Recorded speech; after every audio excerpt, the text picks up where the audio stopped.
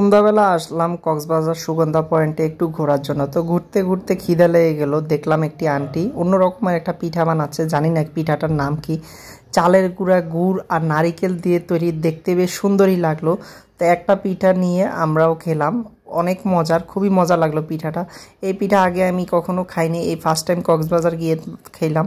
তো পাশেই দেখলাম আরেকটা মহিলা আর আর অন্য এক ধরনের পিঠা বানাচ্ছে, সেটি হচ্ছে চালের গুঁড়া প্লাস নারিকেল আর চিনি দিয়ে তৈরি সাদা অন্য রকমের একটা পিঠা, কিছুটা পাটিসাপটা জাতীয়, কিন্তু এটা পাটিসাপটা না। এই পিঠাটা আমি ফার্স্ট টাইম দেখলাম, কারণ এই পিঠাটা আগে কখনো খাইনি। তো ওনাকে বললাম আমাকে একটি নতুন করে বানিয়ে দিতে, তো উনি নতুন করে বানানোর জন্য প্রস্তুতি নিচ্ছিল, নারিকেল কোড়া ছিল, একটা পিঠা দেয়া ছিল চুলায়। তো আমি বললাম ওই পিঠাটা আমি নেব না, একটা নতুন করে পিঠা আমাকে বানিয়ে দেওয়ার জন্য। তো উনি ওই পিঠাটা হওয়ার জন্য অপেক্ষা করতেছিল, বেশ কিছুক্ষণ অপেক্ষা করতেছিল। অপেক্ষা করতে করতে তো পিঠাটা যখন একটু হলো, তখন উনি সেই পিঠাটার মধ্যে কিছুটা পরিমাণ নারিকেল কোড়ানো দিয়ে দিল, যেহেতু এই পিঠাটা নাকি নারিকেল আর চিনি দিয়ে খেতে হয়। এই পিঠাটা খেতে খুবই মজার। তো দেখতেই পাচ্ছেন যে উনি নারিকেল দিয়ে দিল পিঠাটার মধ্যে। এই পিঠাটা সাধারণত চালের গুঁড়া চিনি দিয়ে করা, এখন উপরে দিয়ে চিনি ছিটাচ্ছে কিছুটা পরিমাণ। এই চিনিটা যখন দেয়, একটু যখন হালকা চিনিটা গলে, তখন কিন্তু পিঠাটা নিচ দিয়ে আস্তে করে উঠে ফেলে, যাতে চিনিটা লেগে না যায়, কারণ চিনিটা লেগে গেলে কিন্তু পিঠার আসল স্বাদটা পাওয়া যাবে না।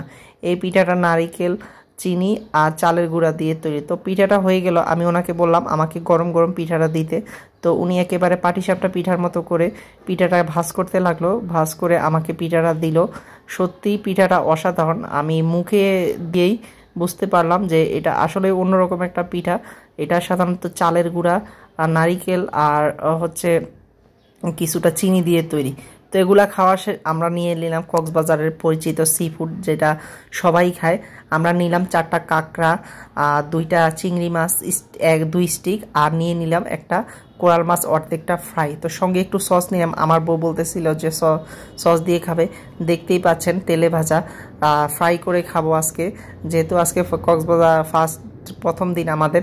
তো আজকে একটু ফ্রাইটাই খাই। তো আমার বউ খেতে লাগলো কোরাল মাছটা, ওকে বললাম কেমন লাগলো, ও বললো আমার কাছে অনেক ভালো লাগতেছে, কিন্তু আমি কাঁকড়াটা প্রথম ট্রাই করব। এখানে কাঁকড়া কিন্তু একেবারে কাঁকড়া ভেঙে চুরে আসলে ভাজা করে না, এগুলা পুরো আস্ত একটা কাঁকড়া, শুধু মাঝখানের যেই খোলসটা ফেলে দিয়ে তারা বেসন দিয়ে ভেজে দেয়। এইটা খাইতেও কিন্তু অন্যরকম একটা স্বাদ, যদিও আমরা কাঁকড়া এইভাবে কখনো খাই নাই, এই ফার্স্ট টাইম কক্সবাজার এসে খাইলাম।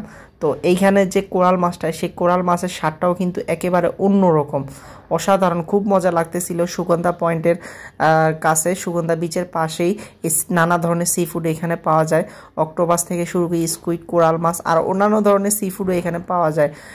সন্ধ্যা থেকে একেবারে রাত প্রায় 3টা 4টা অবধি, প্রায় ফজরের আগ পর্যন্ত এগুলা বিক্রি হয়, খুবই ভালো এখন, এবং কি স্বাস্থ্যসম্মত, এবং কি পরিবেশটা অনেক ভালো এখানকার। একেবারে আপনার সামনে, আপনি যেভাবে চাইবেন, যদি বলেন যে ভাজা খাবেন ভেজে দিবে, আপনি যদি বলেন বারবিকিউ খাবেন বারবিকিউ করবে, যেভাবে খেতে চায় সেভাবেই তারা তাদের কাস্টমারদেরকে দিয়ে থাকে, খুবই ভালো লাগতেছে। তো এবার আমিও খাওয়া শুরু করলাম, একটা চিংড়ি মাছ নিলাম, খেতে খুবই সুস্বাদু। এক স্টিকে সাধারণত 3 থেকে 4টা চিংড়ি মাছ থাকে। তো আমার ওয়াইফ বলতেছে একটু কাঁকড়া, আমি বললাম না, আগে চিংড়ি মাছটা খেয়ে নিই, চিংড়ি মাছটার স্বাদ দেখি কীরকম। দেখলাম যে অসাধারণ, আসলে কক্সবাজারের সামুদ্রিক চিংড়ির যে স্বাদটা, সেটা আমরা কিন্তু ঢাকায় পাই না। তো বন্ধুরা, আমাদের এই ভিডিওটি যদি ভালো লাগে অবশ্যই লাইক কমেন্ট শেয়ার করে দিবেন, আর অবশ্যই আমাদের পাশে থাকবেন।